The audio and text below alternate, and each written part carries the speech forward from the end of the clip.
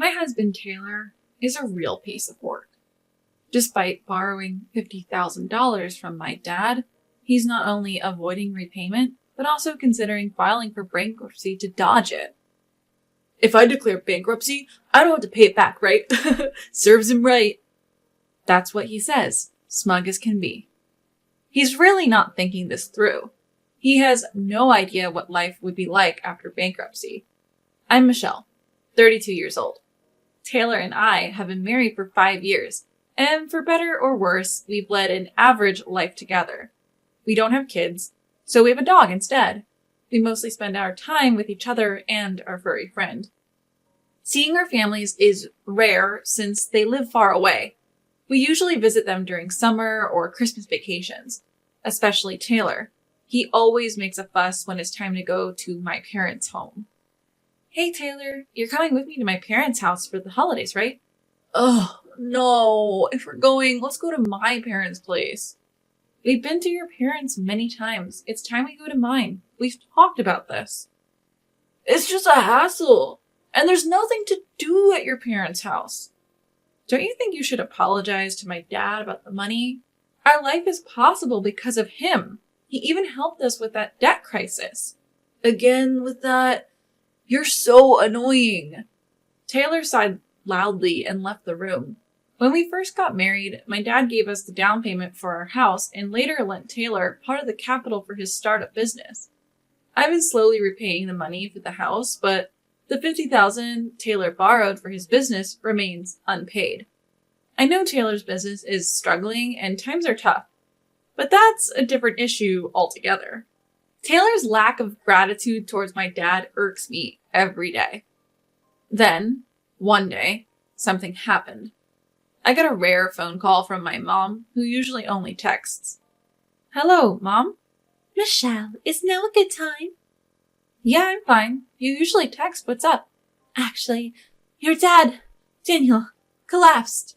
What? Dad collapsed? You're joking.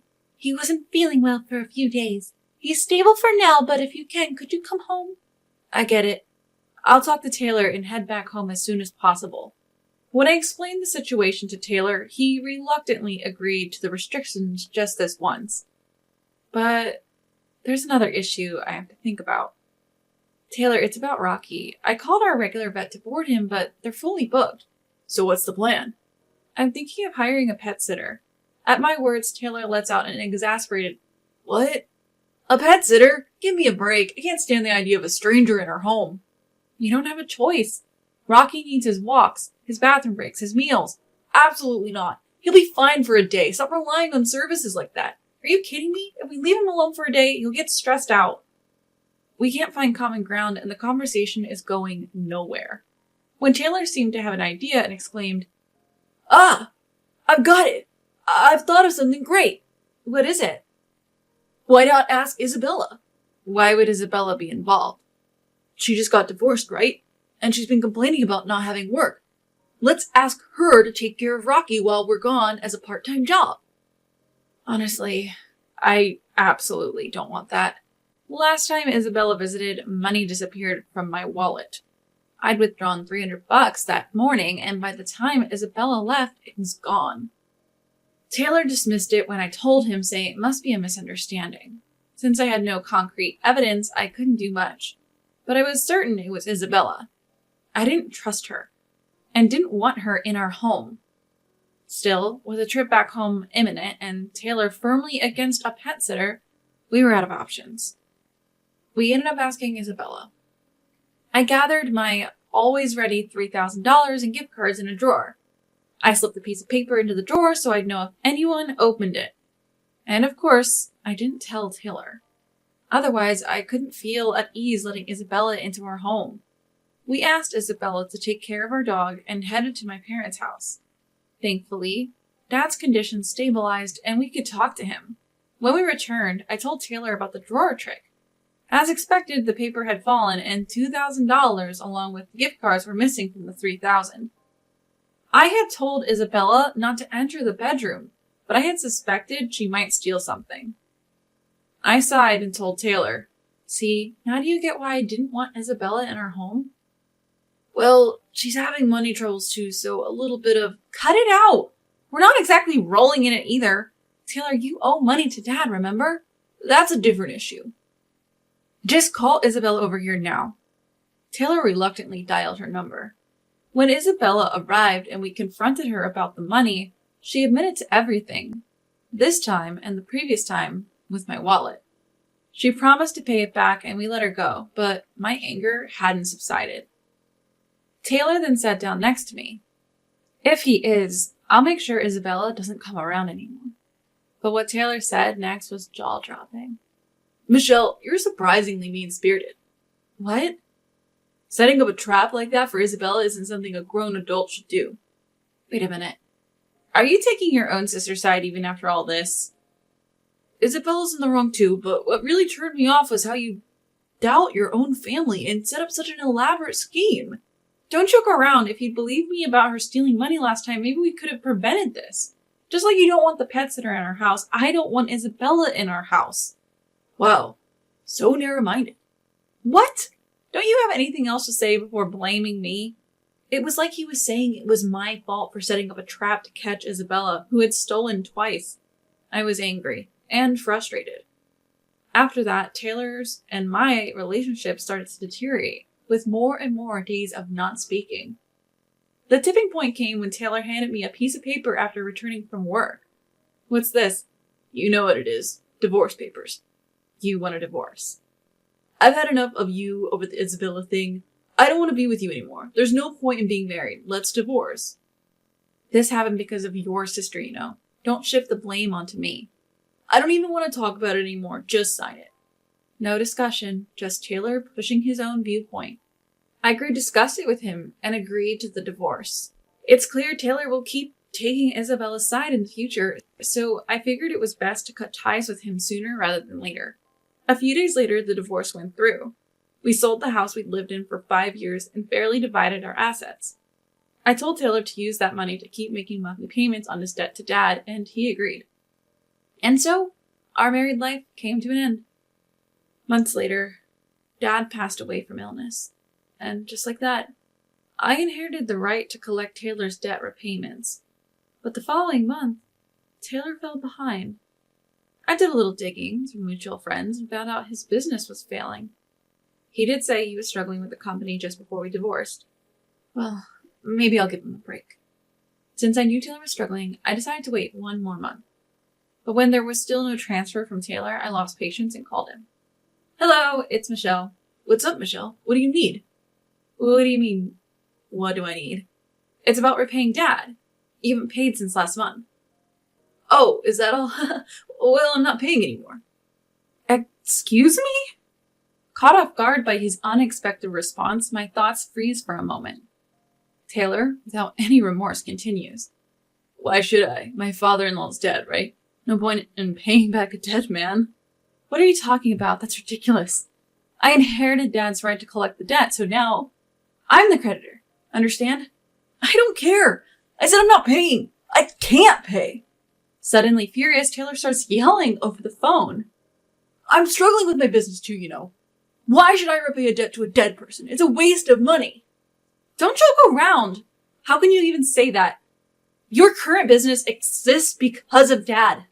Yeah, sure. He helped back then, but he's dead now.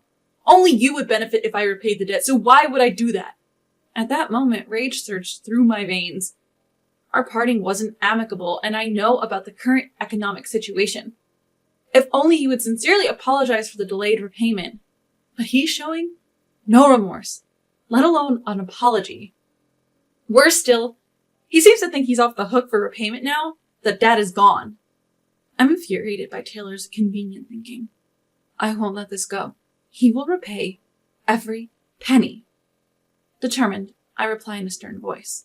Just to clarify, Dad's death doesn't absolve you from repayment. Annoying, Taylor muttered irritably.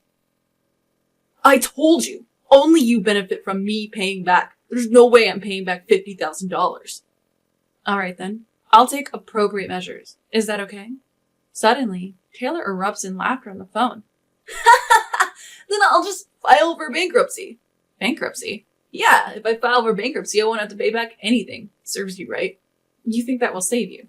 You'd better repay. You're just trying to get money out of me. I can't possibly pay back that amount. So you never intended to repay it? If the business had gone well, sure, I would have paid, but it didn't. Not even sorry towards Dad. Why should I apologize to a dead person? Both you and your sister are irresponsible with money. Disappointing. See what you want. I've got my trump card. Bankruptcy. Fine. Go ahead and file bankruptcy, but you'll regret it. Thanks for the advice. Bye. With that, he happily hangs up the phone. Taylor seems to think that filing for bankruptcy will free him from his debt, but he fails to consider the downsides that come with it. If declaring bankruptcy wiped out all your debts, everyone drowning in debt would be doing it, happy as a clam. I have a friend who had to declare bankruptcy because they co-signed a loan once. It was a heart-wrenching process.